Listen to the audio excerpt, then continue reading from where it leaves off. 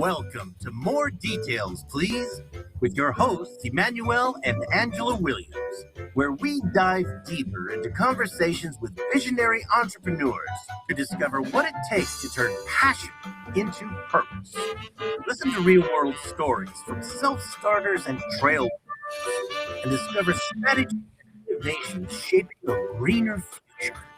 Whether you are a seasoned business person or just starting out, let this be your go-to resource for inspiration and actionable tips for success. Join us now as we create a brighter, greener future together.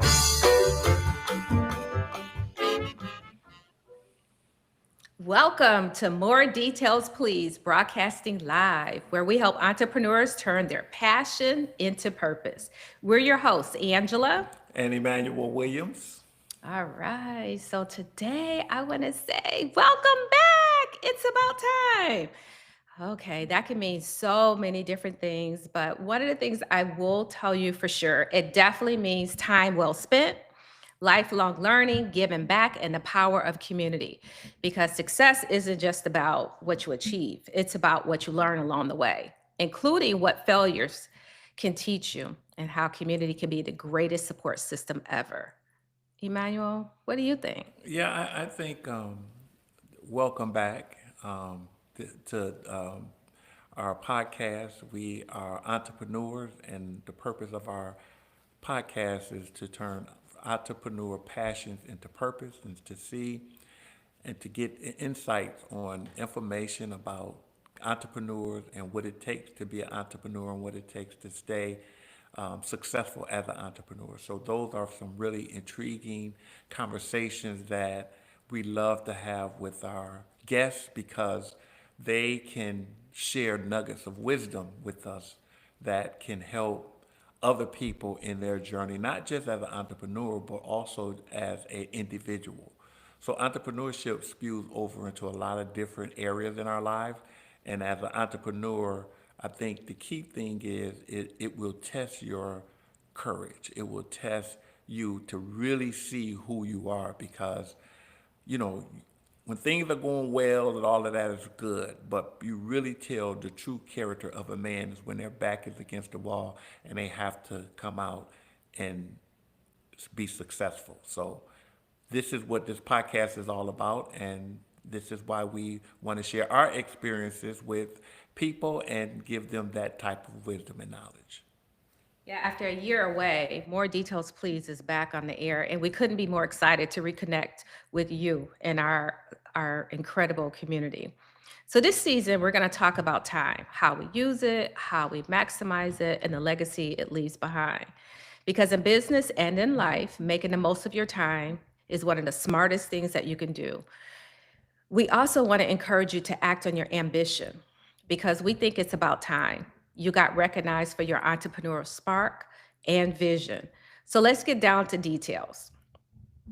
So again, it's been a minute and we've had time to reflect, not just where we are today, but on the 23 years that we've spent building a business, growing a community, and learning lessons, and even celebrating some milestones. Recently, I had the honor with other inductees to participate in the 138th Charter Day at Central State University, where I was inducted into the Hall of Fame with 9 other individuals, one of which you're going to hear from today. It's really something that I've been trying to sit with. What is it really about? And I think the biggest thing for me is it helps me reflect on all those people that have come into my life and have left a piece of them in me, with me along the way. That has made a tremendous difference. I had an opportunity to speak to a couple clients today, and even in all those discussions, I knew for sure that they had imprinted a part of themselves onto me. And that relationship and that community and that network definitely made a difference so far, and it continues to make a difference. And I can't say it was all good because failure is one of those things that happen as well. It's one of those things where everything is not perfect.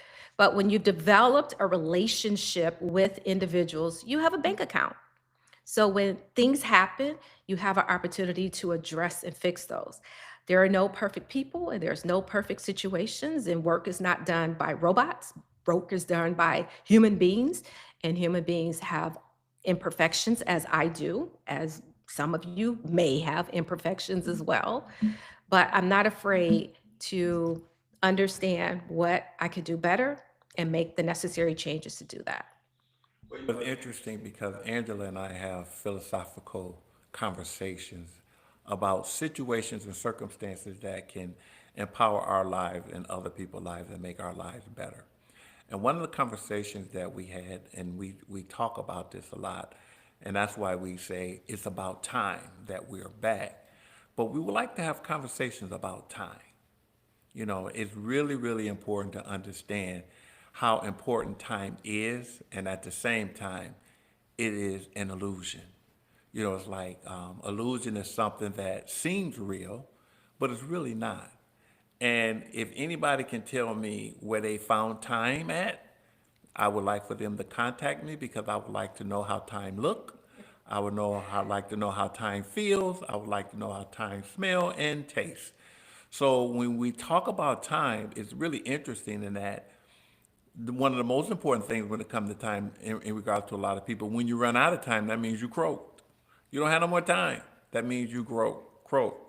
So having this conversation about time and time management is really, really important, not only to enhance your life, but it's also important to realizing that you have control of your life. And when we talk about time, you know, everybody use it and everybody talk about it, but don't nobody know where it is. So what Angela and I was having conversations, and what I talk about time is time and mind is inseparable. And when I say time and mind is inseparable, which means that when you start thinking about something that happened in the past, or you start thinking about something that happened in the future, we think that that is time. But there is no past. Where is it? There is no future. Where is the future? If somebody can tell me, somebody who can discover the future, they will have their name on a monument to say, I've discovered the future, or I discovered the past. And a lot of times, based on our thought conditioning, our past and our future is really rooted in guilt, you know, holding on to grievances and pain and fear. Our future is dictated by fear. And so when we trap in that time, future, past relationship, and we stay stuck in time, then that's psychological. So there's two types of time. There's psychological time, which is preoccupied with past or future, which is the result of a lot of our self-suffering. And we have clock time, where we can use clock time for practices and purposes.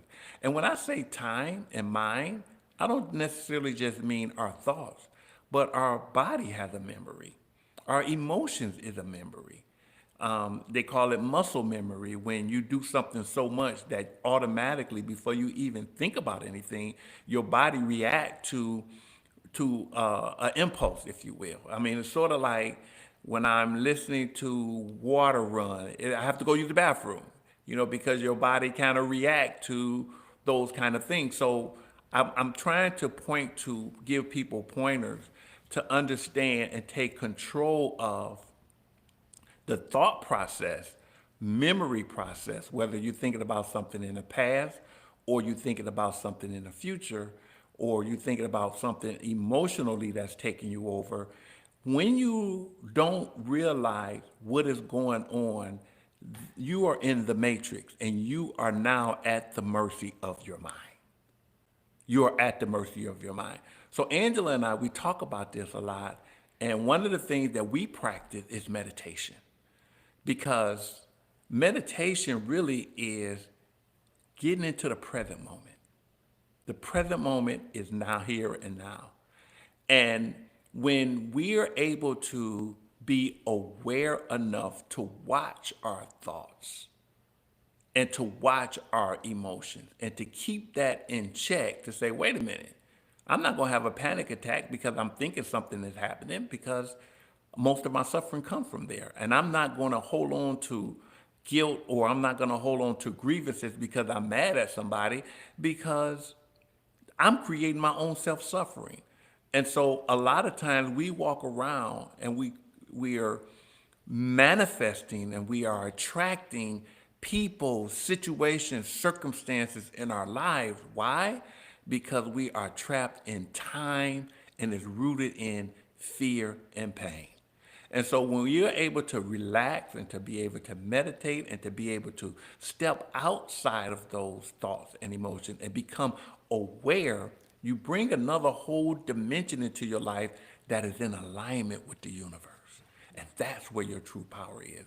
And so in having these kind of conversations, it kind of brings some kind of light to time, because we don't want our listeners to be a slave to the past, which is guilt, or the future, which is fear.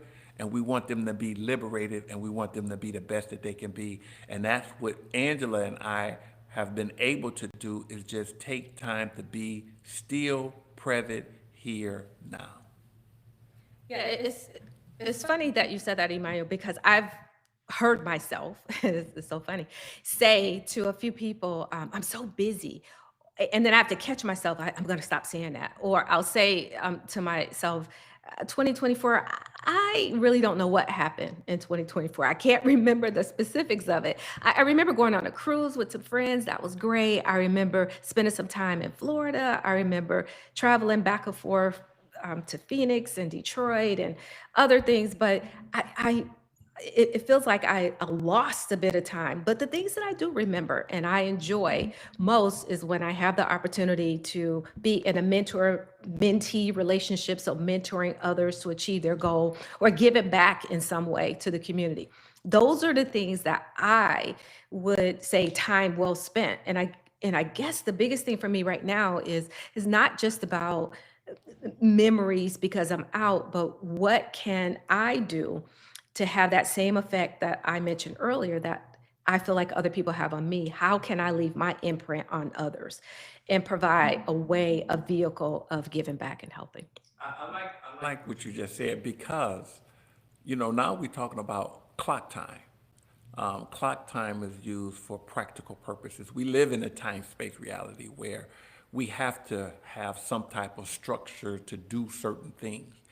And to be able to realize the past and learn from the past, and then implement your corrections in the present, that's what past is for. We make mistakes. We don't hold on to them. It's like your dog. Your dog ain't worrying about an attitude with you unless he carry some of your ways. Or animals. They want to eat. They got certain impulses. They're not really psychological. They're not really thinking about anything. So they're just more so present because they have a certain way of interacting with the universe. But with humans, when we talk about time and we talk about clock time, using it for practical purposes and running a business and getting up and going to school and things of that nature, then yeah, you learn from your past and you apply it to your present, but you don't dwell on the negativity. You learn from it and you move forward. And so in the process of moving forward, you don't want to focus on the end goal and miss the journey. See, a lot of times stress comes when we so caught up into getting to a place and we forget to smell the flowers along the way. So we'll build businesses and we'll create so much money and we are missed out on our kids. Our kids is grown and gone, and we've missed out on a lot of the things that they were a part of. Why? Because we were so focused on trying to get rich and make this successful that we missed the journey. So my thing is that when you're in a present moment, not only are you aware of psychological time, but not only are you understanding what clock time is, for practical purposes. You also learning from your past and the journey going forward. You are present enough to realize that you can enjoy the journey more so than trying to get to the end, because the end justifies the means. If the means is to get wherever you're trying to go, and you use the means as a source of anger, frustration, when you get to where you're going, that's the same thing that you're going to get. So that is an exercise that I think as we become more, the exercise is your ability to step outside of your thoughts and emotions and be aware and make those adjustments along the way. And at the same time, be grateful for what you already have as opposed to focusing on what you don't have. Yeah, the first thing I thought about is we've been in business for 23 years, so over 2 decades. And there's been growth, there's been experiences, there's been lessons learned in Detail Experts personally, and of course in the business. And I would say 2024 was that moment of reflection, of gratitude, to really realize that in a lot of ways, we are in fact living our dream. Those things that we thought about years and years ago, we are living it today in that moment. I mean, today is now. Even as I think back of what was happening in 2024, the same goes true. I'm actually living the life that I dreamed of. Well, it's interesting for me. When I started as a young man, I thought success was, it meant one thing. But now I'm older and I'm more mature and I've experienced success is another thing. To me, success was arriving at a destination and having a lot of money and fame and fortune based on what I thought success was. But for me now, success really is my ability to be grateful for who I have become as a result of me going through my trials and tribulations, my ups and downs. So success was a process for me.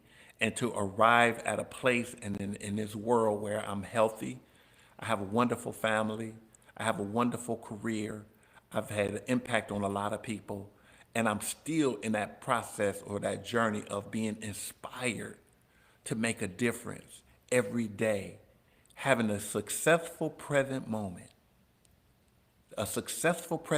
being here now, being grateful, and in that movement, I'm on a journey to inspire, to encourage, and to empower. That is me being in alignment with my purpose and being a part of the evolutionary impulse of the universe unfolding, and I play a role in that evolution. So that's my power. That's what success is. And being in alignment with that, everything else comes with it. So with time comes wisdom for sure. But I realize you don't learn everything overnight. Knowledge comes from studying, surrounding yourself with like-minded people, having experiences, so trying stuff, trial and error. And yes, you're gonna make mistakes. You may fail here or there. I was kidding the other day. I saw uh, a um, a message on social media, and it read, "Keep your head high because they're waiting for you to fail." And all I could think in response is, "Well, don't worry, I already failed, and I'm probably gonna fail again. But the difference is, I keep getting back up. I just keep getting back up. So no matter what, I continue to get back up." Well, you don't get out of life what you want. People think that. You get out of life what you are. And what you are is what you think, what you feel, what your personality is. And what people don't understand is that we are transmitters of energy and we are receivers of energy. And so if we're feeling negative or anger, we're putting that out into the universe. And guess what? We're attracting that. But if we feel peaceful and love and joy and pleasure, we're putting that out in the universe. And we're going to get that. We're going to get that come back to us. So it's a dance. That's the dance of life. You're a human and you're a being. And the dance between the spiritual aspect of you and the physical aspect of you, having that balance is very important. And that's how you stay in alignment with your higher conscious power. Yeah, it's interesting when we talk about time again. It takes time to build a business that lasts, and we hear all the bad things about businesses, and you get in business, and if you could last 1 year or 3 years or 7 years, then the business has a chance. Business has its ups and downs. It is not always one of those things where it's heading up. I used to believe that. I used to think that once you get in business, you could start with double-digit growth and it just keeps growing from there. It's a bunch of ebbs and flows that happen in business, just like in a relationship. But it does take time to build one that'll last. Yeah. Um, um, Up cannot exist without down. In cannot exist without out. And in the world that we're living in, we live in a world where our existence is the balance. It is the polar opposite. It is understanding that the good has the as yet negative and the negative has the as yet positive. And the thing about it is that the reason why it's that way, I believe, is because our destiny is to evolve. Without friction, without pressure, diamonds, fossils can't become diamonds. We all are this beautiful butterfly. We come into this world just like the butterfly, like the caterpillar. He goes through a process of becoming a butterfly. He don't realize all of the death that he has to experience. That I'm here, I'm going in a cocoon. If he had a mind of a human being, he'd be like, I'm dying, I'm this, I'm that, this shell, and I'm going into this dark hole or whatever. But his destiny is to be a beautiful butterfly. If Jesus had not carried the cross, he would not have been able to carry a crown. That's all of our journey. And so when you look at what is good or what is bad, the worst thing that could have happened a lot of times end up to being the best thing that could have happened. And a lot of times the best thing that we think could have happened end up being the worst thing that could have happened. So we are just a part of this divine consciousness that is here to serve a purpose. And once we understand that, we can live life in a peaceful way. It doesn't matter one way or the other. Yeah, interesting. When we talk about a business that could last, and the fact that contrast, as some will call it, or resistance, or things that happen in your life is important. What we know for sure, there is a clear importance of community, because success isn't a solo venture. So when we think about it, for businesses that last, it's because they have a community that will support that business. They've built a network, a community, and a family that will help to strengthen that business, even when it is not harvest. So it's a time where harvest is in place, and there is a time where there may be a drought. How is it that we can come together as a community and support one another, support businesses of all kind, but ensuring that we are supporting one another is important. So community matters. I would say throughout my whole life, I've known that community matters. And that's where I want to give back, because I realized that there was somebody there rooting for me, somebody there telling me it was going to be okay, somebody there telling me it's okay, just brush off your knee, it'll be fine.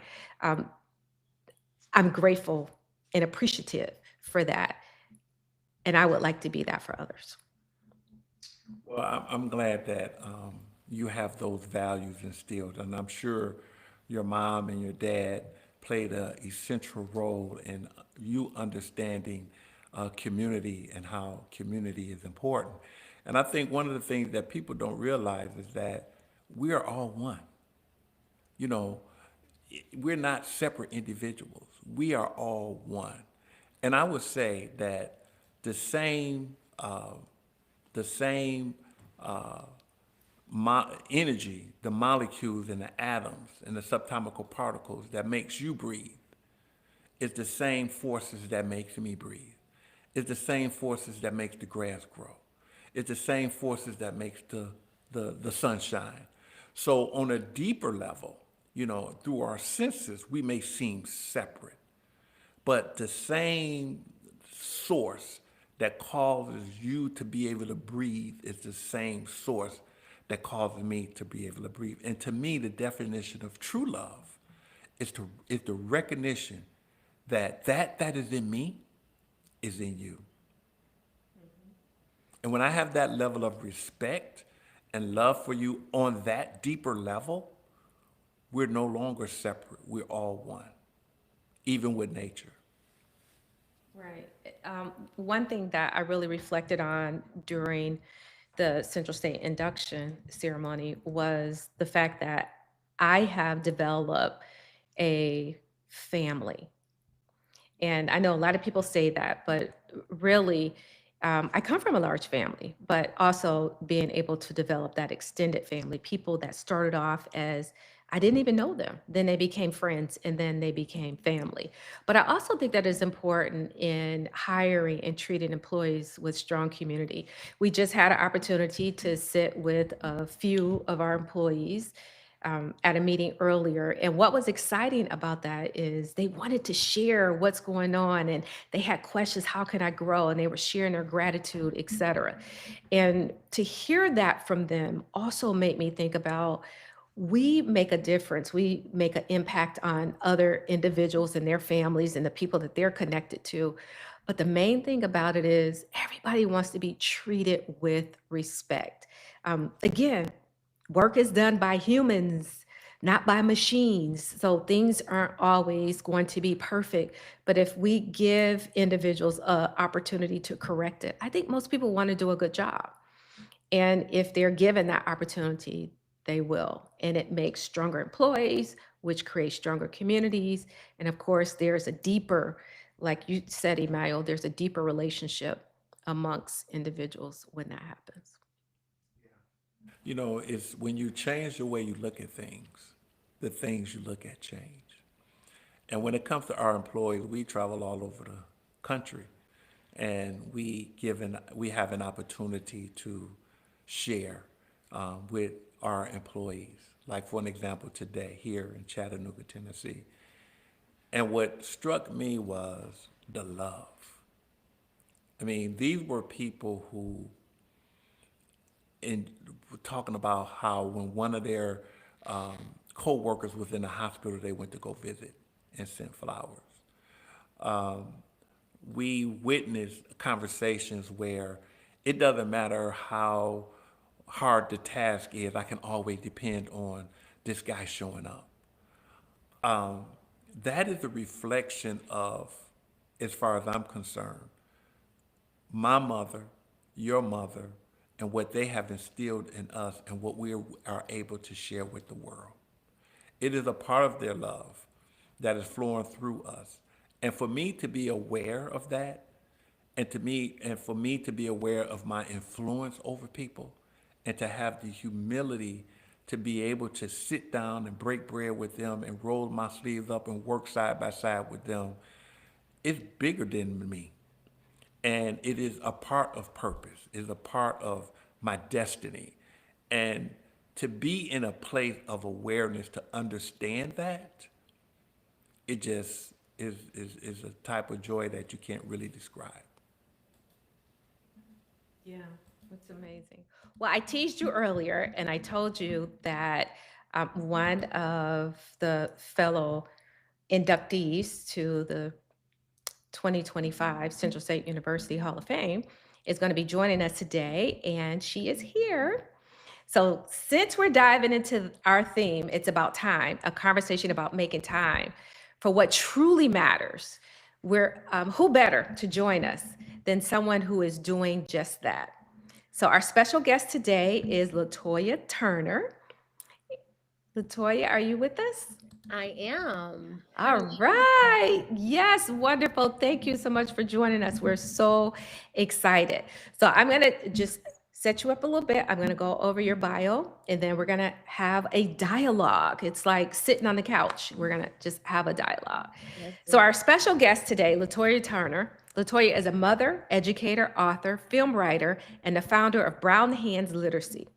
She's dedicated to ensuring young people not only develop a love for reading, but also learn about the legacy of historically Black colleges and universities, HBCUs, through books and film. I had the pleasure of speaking with, I think I had met her spirit earlier, definitely met her on social media, but had met her and had an opportunity to talk with her at the induction events last week. And what I realized is how deeply her work aligns with something we're always saying here on this podcast, turning your passion into purpose. Latoya's passion for literacy and representation fuels everything she does, and it's creating a lasting impact. But not only that, she's been recognized at the White House Initiative, National HBCU Week Conference, and at the Essence Festival. She also finds the time to empower young Black and Brown men to become educators. It's safe to say that Latoya is making an impact. And with that, it will last for generations. And today, we got to hear her story. We're going to get to hear her story. Everybody, all of our listeners will get to hear her story. Her passion for literacy, her creativity, journey, and why she believes it's about time we invest in the power of storytelling, representation, and other things. So please, Latoya, welcome to More Details, please. Thank you so much for having me. I definitely been looking forward to this all week. It's a pleasure to be on here. We are so happy to have you here. I'm going to let Emmanuel jump in and then we're going to just have a conversation. Again, it's going to be fun just to Yeah. talk about you going a little bit deeper. And we will say, more details, please. That's because we want to go deep.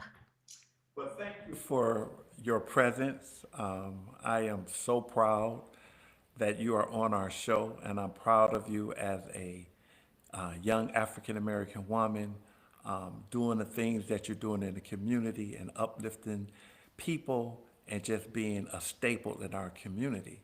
You know, one of the things that piqued me when I was reading your book is your ability to write stories about education in a way that highlighted HBCU culture. You know, the way that you, and a lot of kids don't look at it like this, but you talked about the marching bands. You talked about the fraternities. You talked about the teachers, the kindness. I mean, you talked about the HBCU culture and you conveyed it in a way where a kid will want to be excited to come to an HBCU and be a part of that. And so when you talk about culture and you look back on how HBCU schools started as a result of segregation and blacks were forced to be among each other, you very seldom hear what kind of culture was germinated back then and the things that they did to get along and to have fun and to enjoy their families and their relationships and their communities. And so you brought that to your storytelling for little kids to be excited to go into HBCU. And that was very impressive. Could you just tell me a little bit more about that? Yes. So Brown Hands Black Schools HBCUs is the name of the book and then also the film. I was a teacher, a classroom teacher for 13 years. So I taught kindergarten, first, second grade. And during my years of teaching, I was a proud HBCU grad. So I would continuously teach my students about HBCUs and tell them about my experience at Central State University. But over and over again, I would get, what's an HBCU? What's an HBCU? I started, like I said, I was teaching elementary students. So then I started going to the middle schools and say, hey, do you guys know what HBCU is? A lot of students did not, and even to the high school level, and students still did not know what an HBCU was. So Brown Hands Literacy and Brown Hands Black Schools HBCUs came about is how can I plant the seed at an early age to educate kids about HBCUs? And it was through storytelling. Through my years of teaching, I would read tons of children's books. And then I also noticed a lack of representation in those books. But the HBCU piece for me, Central State University is dear to my heart. I wanted kids to learn about Central State University in particular, and of course all other HBCUs, because sometimes Central State don't get as much love as the other HBCUs. So I wanted that story to be powerful. I wanted kids to learn about the marching band and all the fun things at HBCUs, but most importantly, the education and the literacy piece was attached to it, because the truth be told, you can't attend an HBCU if you're not putting in the work in elementary school and middle school and high school. So the literacy piece for me was important for kids to be able to understand. In order to even get to the position where you're able to go into HBCU, you have to put the work in now at an early age. I will say that I wanted all the fun things, the marching band and the fraternities and sororities and all those things, where they can see that, because that's going to pull them in. That's going to pull them in. And then telling them, hey, these are all the educational pieces. You can go to an HBCU to study to become a doctor, a lawyer, or so much more, animator, and all these different things.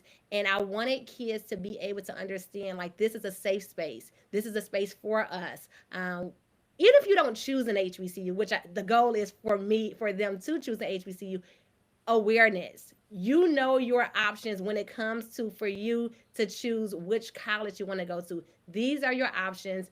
Here's what HBCUs mean, what they mean for us. Here's are the options that you have, and hopefully you get to experience this. And I wanted to put that into a storytelling, because sometimes kids can't make it to an HBCUs. Their parents don't take them. So I wanted to put all of my passions into my storytelling work through a book and through the film. And I think I was able to successfully pull that off. I would second that you were able to successfully pull that off. So let me ask you this. Was there a pivotal or particular moment when you knew that it was time to take a leap and focus from being a teacher in a classroom to being a storyteller in this way? Yes. So particularly, as I would say, I would just tell my students stories like, oh, at Central State University, I have friends who still my friends today. So I would kind of tell these stories, and the kids, they were interested in hearing these stories. So they would ask me more questions, and I would tell them more. And I just saw the relatability for them to relate to what I was saying about the marching band and having friendships. But then one day we hosted an event at the school. I was able to bring this to life. So I was able to bring in fraternities and sororities to come into the school and talk to the students. One of a Central State alum donated T-shirts for all of the students in the classroom. We had a whole marching band performance.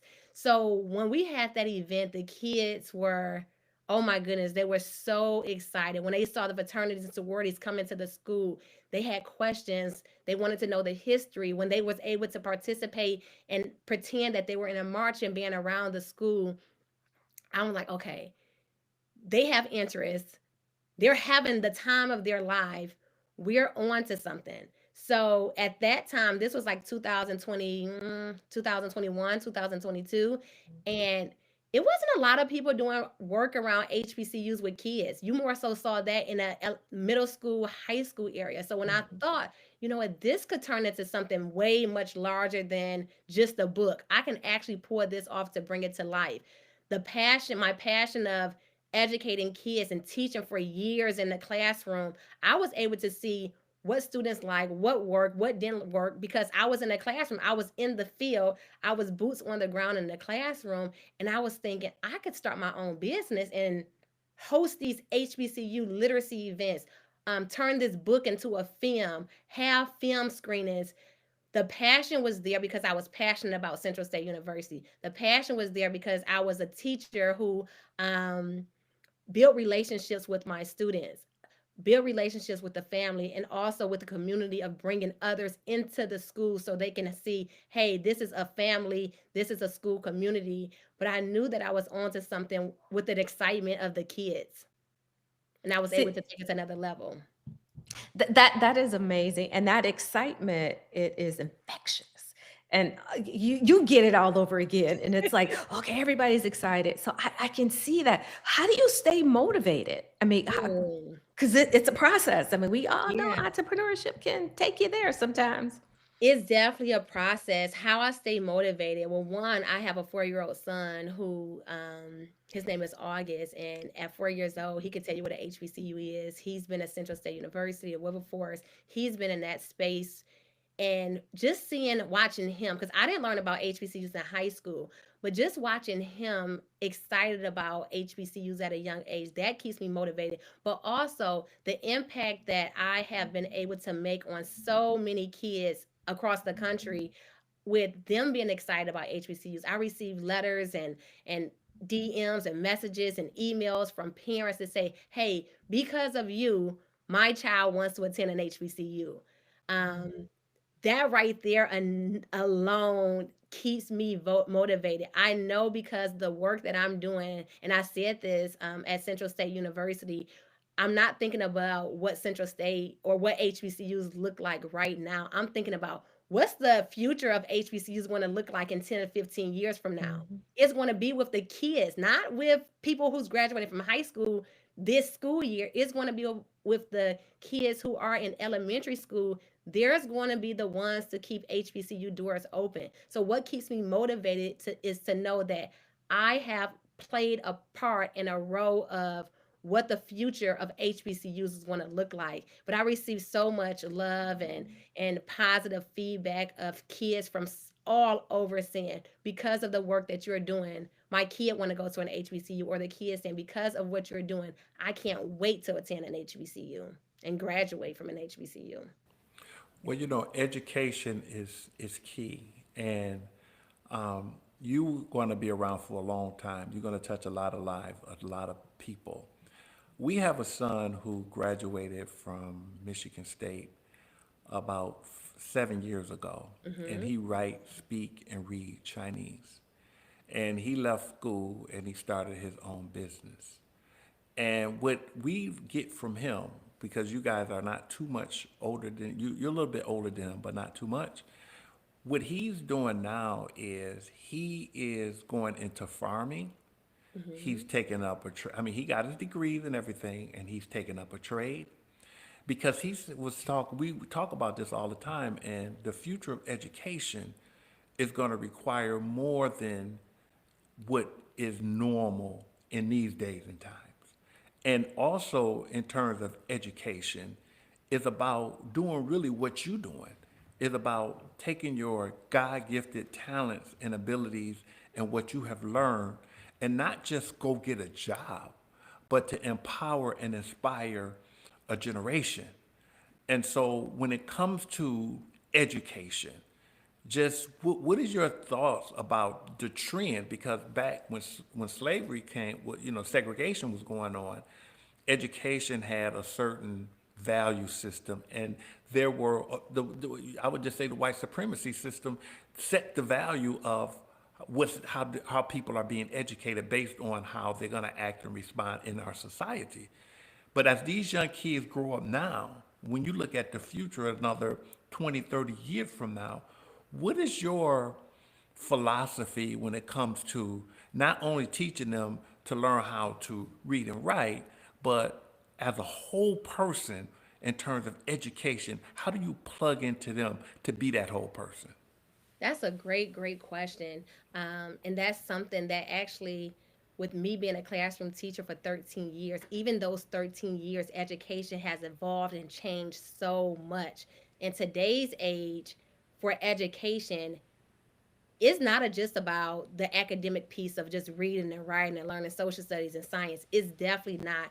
When you have to focus on the whole child, one, individually, are you a good person? Like, what is your personality like? What is your heart like? Like, are you a genuine person to be productive in society? Um, Literacy is a huge part of everyday life. So that's important for kids to know, hey, you have to learn how to read and write, but also you have to pick up skills. So even for myself of being a lifelong learner, I was a classroom teacher. I wasn't an author. I have a film. I never studied filmmaking. So you have to be willing to step out of your comfort zone, to pivot if you need to pivot.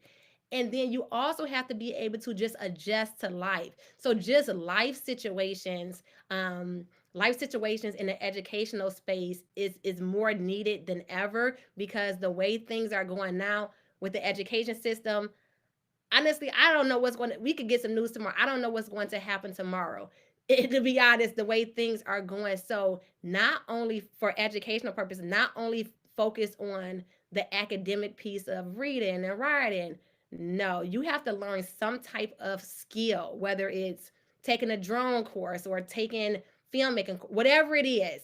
You have to be able to flourish in this world and not only rely on the academic piece, because of course that's important, but you have to have a backup plan and to be able to pivot. So teaching kids, hey, if plan A don't work, what's your plan B? Plan B don't work, what's the plan C? And have something in place. So teaching them those life skills, that's is as important as educational skills, to say, hey, you need these skills. And then also, you need to be a good person. I think that that's something for myself, which has gotten me far, is one, my personality. Two, people like me. People like me just because I have a good heart. Those skills can also take you a long way as well, of just being a person who is genuine, who wants people to succeed, wants the best for people. That can go a long way. So just teaching people like your integrity is also important, as well as the educational piece, and being able to pivot and to have a skill set. Because like I said, I had to learn a new skill set. When I said I was a filmmaker, this was just 2 years ago. I said I'm a filmmaker, and I'm thinking, wow, Toy, you're a filmmaker. Like you've never been to filmmaking school, but I had to learn. Like I was on YouTube University figuring things out along the way, and I was able, and actually getting people to help me and building those relationships. Relationship building, even at a young age in elementary school, is important. Who are your friends? Are you a good friend? That starts in elementary school. What kind of friend are you? Mhm.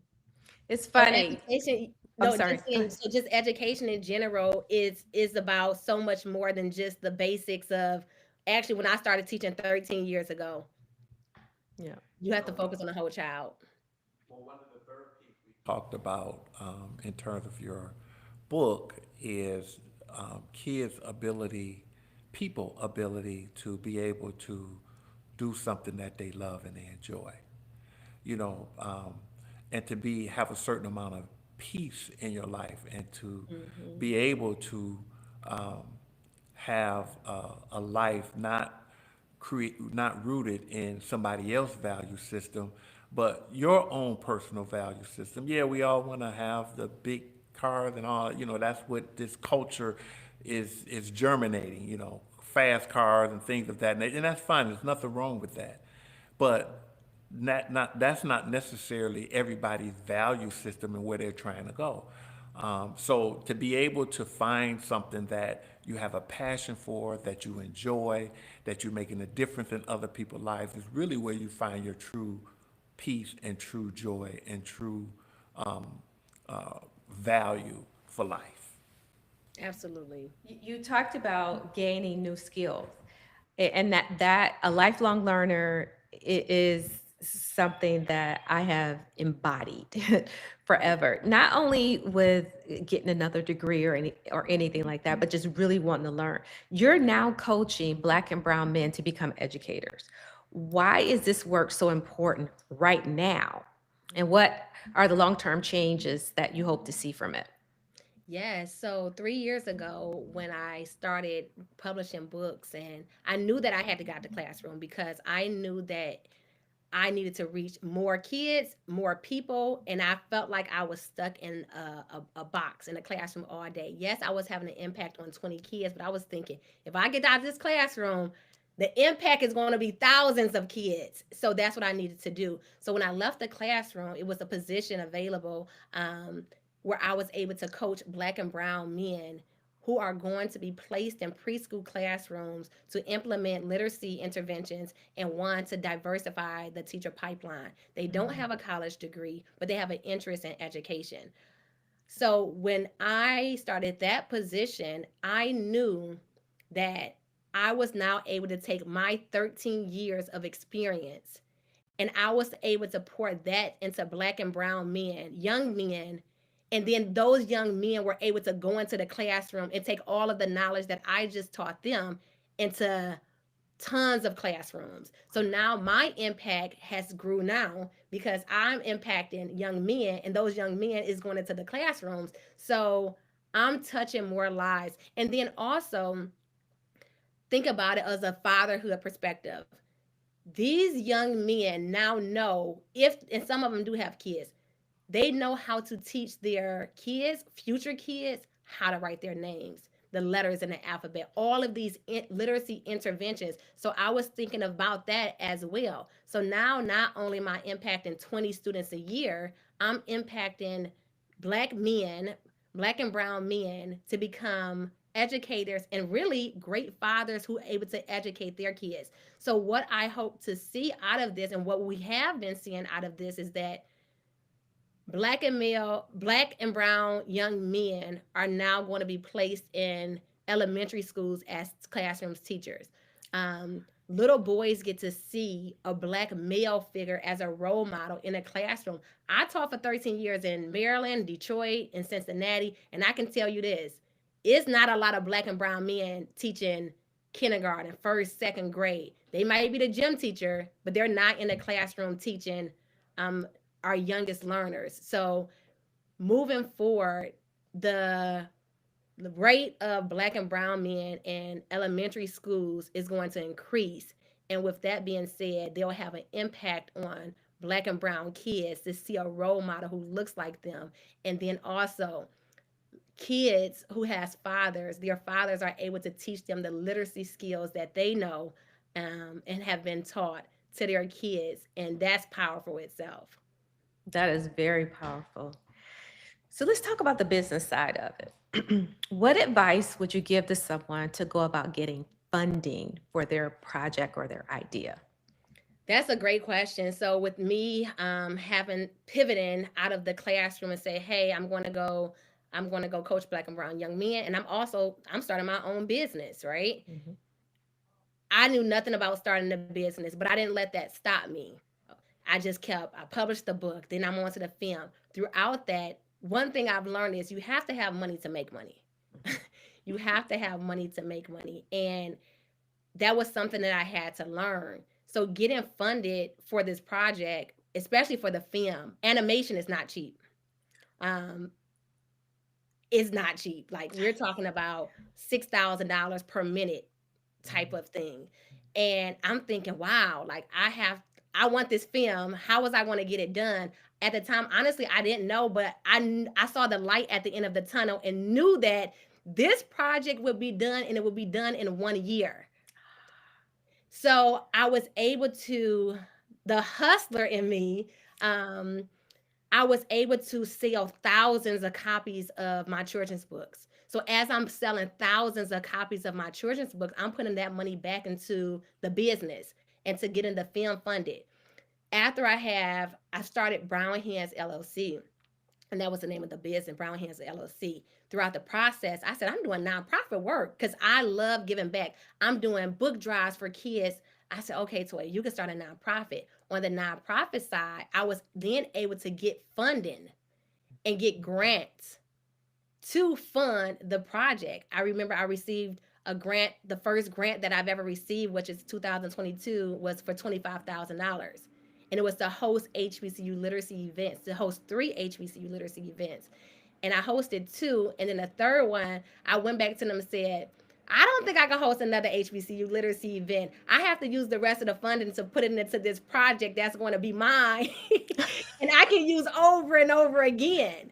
And I said that, and now it was the truth. Like, after the second event, it was like, okay, you're hosting these events, now what? After the third event, the events are over with. So I said, I have to use the rest of the funding to get something that belongs to me, and I can continuously educate kids.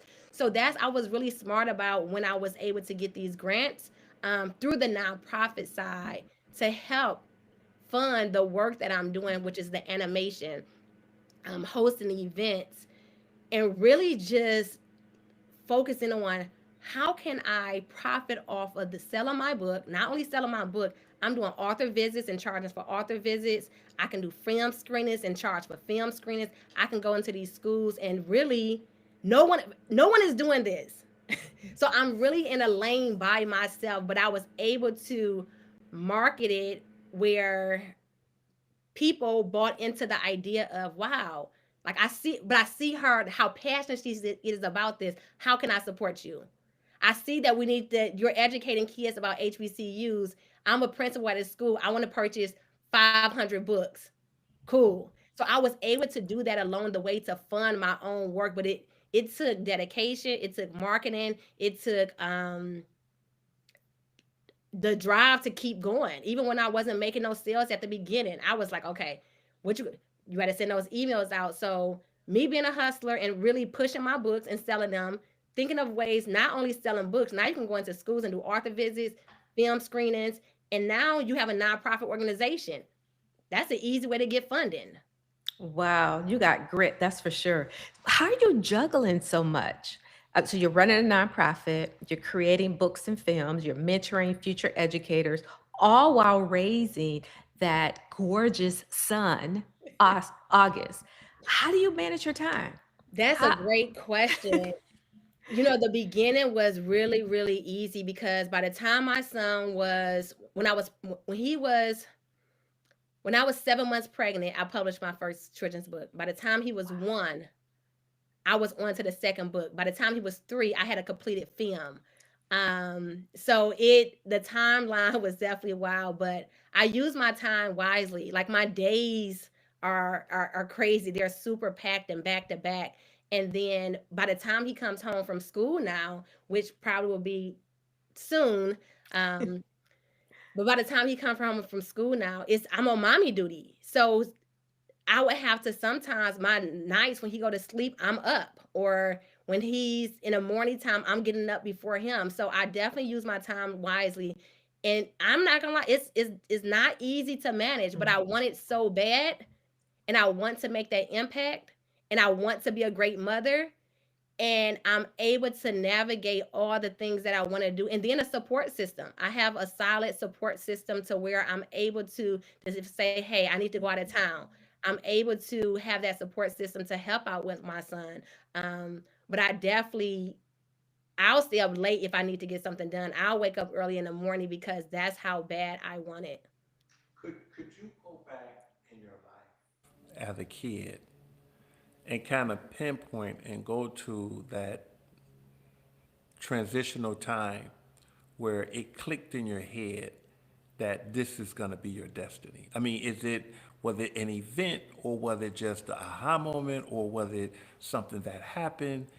Because this passion and this energy is coming from somewhere, and I'm trying to understand as a kid, what is it? Changes of events. I don't know what it could be. Could you go back and kind of share a moment, if you could, to where that kind of clicked in for you? Yes. So my parents are hustlers. My mother and my father. So the go getter in me comes from my parents. But I will say, so I already have the drive. I always say that I have the drive instilled in me. So part of, like, everybody just don't have it, and that's the truth. Everybody don't have the hustle, to drive to pivot with when you need to pivot, or just keep going. But the educational piece came from me just being a child and having great teachers. I had some awesome teachers along the way who inspired me, who lifted me up, who helped me. And with the HBCU piece, I didn't learn about HBCUs since high school, but I remember um, I was in Detroit, and I was looking at what's the closest HBCU to Detroit, because I didn't want to go far away. And this was a little bit much later than me being like a little child, but it was Central State University in Wilberforce, and I kept looking at Central State University, and it resonated with me. But it was really the time of me being an 18-year-old girl and going on campus and feeling the love, the energy, the connectedness, of what that experience was for me, and really getting the education at early childhood. Pretty much I took two of my passions, which was my love for education as a kid of having great teachers, and then me being an 18-year-old girl and my love for Central State University and HBCUs, literacy and HBCUs.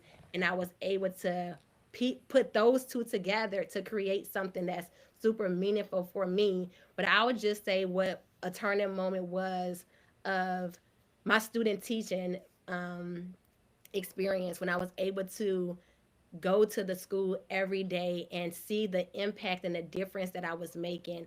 It would be students, if I didn't show up one day, where I was absent from the school one day, the next morning, where were you? And it was that, like, where were you? Like, okay, these kids need to see me. I need to be present. I need to be in the moment. Like, kids need me. And just the relationship building of the students, I knew that could make a huge impact on kids. One, my personality, they automatically related to me. It would be, every school that I've been to, I would have like the highest test scores. Not because I was like running this boot camp, but because my kids really enjoy, like, I would make it fun and engaging. So thinking back of my childhood, it was one, great teachers, and it was two, my love for HBCUs and having such a powerful experience at Central State University, which even graduating years from now, I love it. But just those two passions of great educators and my experience created this magical business and the reason why I'm so passionate about it, because it really comes from the heart. Awesome. It is so funny. I know we can ask you a million questions, but we've come to that time. So, Latoya, how can our listeners get in touch with you? Yes. So you can get in contact with me through social media platforms. It's Brown Hands Literacy on all social media platforms. Email address is brownhandsliteracy@gmail.com. Our books and our film is available on our website, which is brownhandsliteracy.org. So if you search Brown Hands Literacy on social media platforms, our email address, our website, which is brownhandsliteracy.org, you would definitely be able to get in contact with me. And I'm really active on social media, so I'm constantly posting any upcoming events. So follow us at brownhandsliteracy.org on all social media platforms. Fantastic. Thank you so much. That was a power pack. I know we can probably go on for days, but I love it. So you've been listening to More Details, Please. This podcast is brought to you by DetailXperts, the mobile steam cleaning company that saves the planet one franchise at a time. Until next time, we're Angela. And Emmanuel Williams. Thank you so much.